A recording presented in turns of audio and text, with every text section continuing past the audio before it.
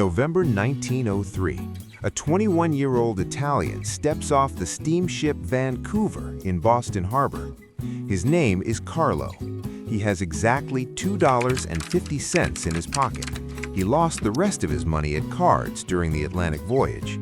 He would later write in his memoirs, "I came to this country with $2.50 in cash and $1 million in hopes." No one knew then that this phrase would become prophetic. He would indeed get his million and more, but the price of that million would be catastrophic. Charles Ponzi didn't invent fraud, but he became synonymous with it. Today, his name is a household word, the Ponzi scheme. We hear it every time another crypto bubble bursts or an investment fund collapses. But why him? Why not Madoff or Mavrodi? Because Ponzi was the first to understand the flaw in the human psyche. Greed disables mathematics. This is the audit of the Securities Exchange Company, the story of how a dishwasher hacked the U.S. banking system using postage stamps and blind faith. The Ponzi story is usually told in 1920. This is a mistake. The real scheme was born 13 years earlier in Canada. After several years of poverty in the U.S., working as a loader and dishwasher, where he was constantly fired for petty theft and cheating customers, Ponzi moved to Montreal. There, he found work at Banco Zerossi. It was a bank for Italian immigrants. The bank's owner, Luigi Zerossi, paid depositors 6% per annum. This was twice what his competitors were paying. The young Ponzi watched and learned. He saw how Zerossi took money from new clients to pay interest to old ones. No investments, simply shifting money from his left pocket to his right. When the bank inevitably collapsed, Zerossi fled to Mexico with the depositors' money. Penniless, Ponzi made his first serious mistake. He found a checkbook from one of his client companies and wrote himself a check for $423.58. The forgery was crude. He was arrested almost immediately. 3 years in St. Vincent de Paul prison. Ponzi didn't break.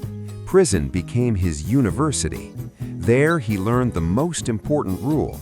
Stealing small is a crime. Stealing big is business. Upon his release, he was jailed again, this time in Atlanta, for illegally transporting immigrants. By 1919, when he returned to Boston, Charles Ponzi was no longer a businessman. He was a repeat offender with 2 previous convictions and no capital. But he had an idea. In 1919, Ponzi received a letter from Spain. Inside the envelope was an International Reply Coupon, or IRC. This small piece of paper changed his life. The idea was simple. You buy a coupon in one country, send it to another, and there it's exchanged for local stamps for a reply letter. But after World War I, European currencies collapsed. The lira and the franc were worth pennies, and the coupon exchange rates had been fixed by international treaties even before the war. Ponzi grabbed a calculator. In Italy, the coupon was worth the equivalent of 1/3 of a US cent. In Boston, it was exchanged for stamps worth 5 cents, a 15-fold difference in price. That's a 400% net profit on a single transaction.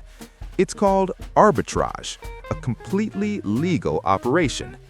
Ponzi opened a company and made an offer he couldn't refuse.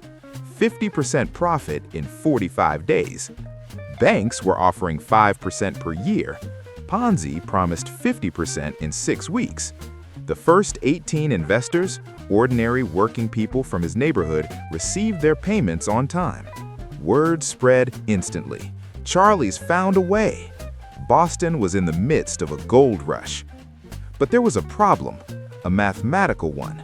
On paper, arbitrage worked. In reality, it didn't.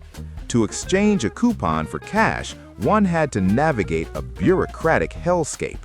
Coupons couldn't be exchanged directly for cash, only for stamps, and stamps had to be sold somewhere. Moreover, there were only about 27,000 of these coupons in existence worldwide.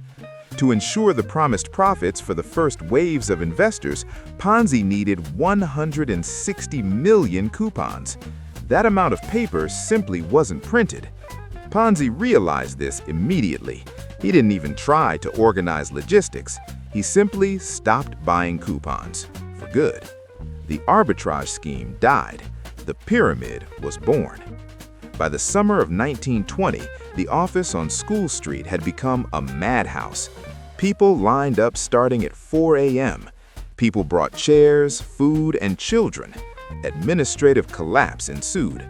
Ponzi hired female stenographers who simply couldn't keep up with the counting. The safes ran out within a week. Then the desk drawers ran out. Employees began stuffing wads of dollars into waste baskets. When the waste baskets were full, the money was simply dumped in piles in the back room, like waste paper. Imagine walking down the hallway of a financial institution, stumbling over millions of dollars unguarded and uncounted. Investors were losing their minds. One policeman mortgaged his house and brought Ponzi $15,000. 45 days later, he withdrew $22,500. What did he do with the profit? He immediately returned it, adding money borrowed from his sister. Ponzi knew this effect. If you pay on time, people don't take the money, they let it work. He didn't actually have to hand over the cash. He simply had to change the numbers on the IOUs. In July, he was collecting $250,000 a day. The average Boston worker earned $1,500 a year. Ponzi was earning 160 annual wages every day, and he didn't invest a dime. He bought an air-conditioned mansion, a limousine, and wine. Boston's banking elite hated him. To them, he was an upstart, an immigrant, a fraud. They understood that 400% annual interest was nonsense, but their own clients withdrew money from safe deposit boxes and handed it over to Ponzi. Banks were empty. Ponzi kept his funds in the Hanover Trust Company. When the bank's arrogant president refused him a loan, Ponzi calmly said, Then I'm taking my deposit. Right now. In cash. He had $3 million in his account. Withdrawing such a sum would have brought down the bank. The president caved. He was forced to sell Ponzi his controlling stake. The thief became the bank's director. Now he could write his own checks and audit himself. The circle was complete. Any bubble bursts with one needle. That needle was a journalistic audit. The Boston Post hired an analyst who simply calculated coupons. The article came out with the simple premise: to cover his debts, Ponzi would need 160 million coupons. There are only 27,000 on planet Earth. It was a death sentence. On August 12, 1920, federal agents entered Hanover Trust. The audit was short and brutal. Liabilities to investors, $7 million. Assets and coupons, $61. Not millions, just $61. The rest was air. Ponzi died in a charity hospital in Rio, leaving $75 for his funeral. But his scheme outlived its creator. It works because it doesn't sell money. It sells the hope that the laws of economics don't apply to you. Ponzi demonstrated the main vulnerability of capitalism. If you paint a big enough profit, people will ask you to cheat them. The audit is complete.